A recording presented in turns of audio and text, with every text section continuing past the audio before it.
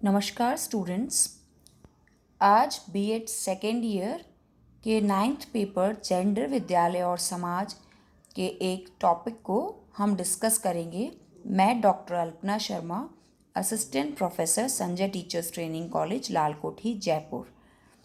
हमारा आज का टॉपिक है लड़कियों की शिक्षा, जेंडर आधारित भेदभाव का सामना और महिलाओं के सर्वांगीण विकास हेतु नीतिगत प्रावधान एवं सुझाव।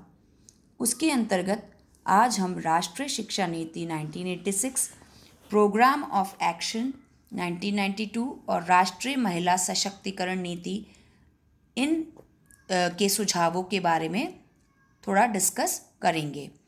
लड़कियों की शिक्षा एवं जेंडर आधारित भेदभावों की बात करने वाले ये महत्वपूर्ण दस्तावेज माने जाते हैं।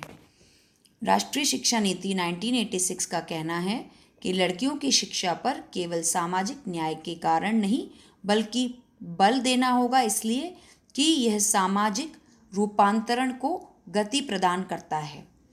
इस नीति में इस बात पर अधिक महत्व दिया गया है कि शिक्षा का उपयोग महिलाओं की स्थिति में सुधारने के लिए होना चाहिए।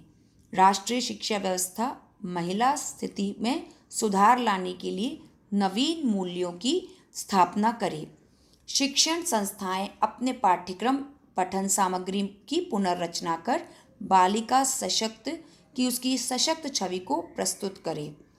महिलाओं से संबंधित विभिन्न अध्ययन को अलग अलग पाठ्यचर्याओं से जोड़ा जाए।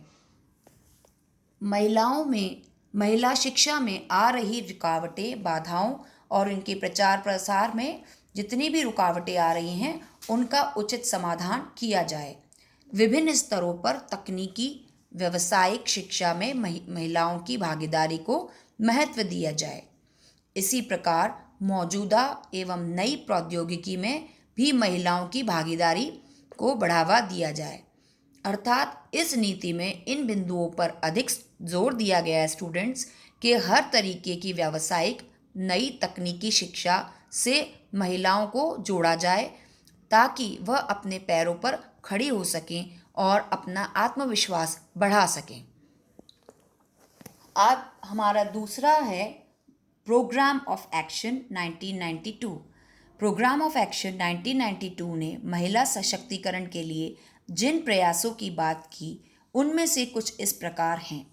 महिलाओं का आत्मसम्मान एवं आत्मविश्वास उसको बढ़ाना, राजनैतिक, सामाजिक एवं आर्थिक क्षेत्रों में महिलाओं के योगदानों की पहचान कर उनकी सकारात्मक छवि बनाना, आलोचनात्मक नज़रिए का विकास करना, निर्णय लेने की क्षमता और एक साथ आकर कार्य करने की भावना को बढ़ावा देना, विकासात्मक प्रक्रियाओं में महिलाओं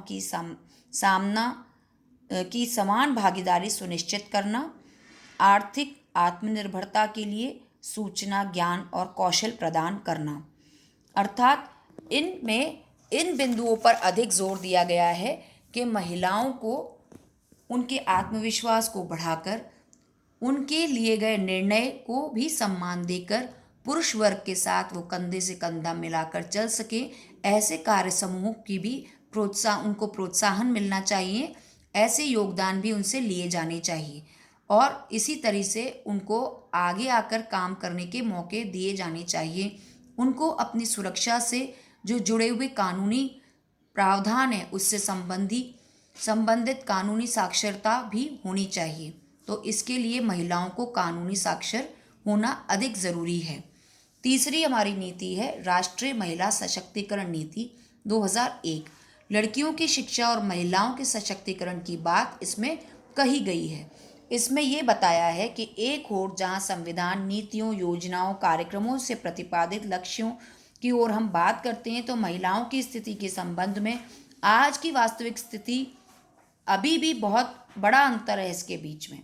भारत में महिलाओं की स्थिति पर समिति की रिपोर्ट समानता की ओर 1974 में इसको विस्तृत रूप से विश्लेषण किया गया है। इसमें यही बताया गया है कि हम अगर विश्लेषण करके देखें तो पाएंगे कि जनसंख्या में महिलाओं का अनुपात गिरता हुआ पाया गया है। कई राज्यों में तो बहुत कम है। सामाजिक रूढ़िवादिता, घरेलू हिंसा और कई तरह की रूढ़िवादिताओं का महिलाओं को सामना करना पड़ रहा है, जिनको दूर करना आवश्यक है।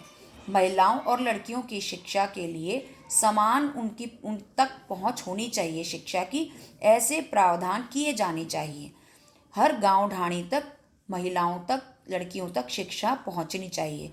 हर प्रकार से भेदभाव मिटाकर, निरक्षरता दूर करके लड़कियों का विद्यालय में, महाविद्यालय में, उच्च शिक्षण संस्थाओं में नामांकन बढ़ाना चाहिए। महिलाओं की तकनीकी शिक्षा उन्हें देनी चाहिए, रोजगार परक शिक्षा देनी चाहिए, ताकि वो परिवार में सहायता प्रदान कर सके और खुद भी अपने पैरों पर खड़ी हो सके। माध्यमिक, उच्च माध्यमिक शिक्षा में लिंग भेद को कम करने का प्रयास करना चाहिए। अनुसूचित जाति एवं जनजाति की महिलाओं को भी शिक्षा पहुंचानी चाहिए, उनको भी समाज की मुख्य धारा से जोड़ना चाहिए। इस तरह की सुझाव इन तीनों नीतियों में किए गए हैं, जिससे महिला सशक्तिकरण की दिशा में बहुत अच्छे प्रयास किए गए हैं। धन्यवाद। आगे आज के प्रकरण में इतना ही, अगली प्रकरण में।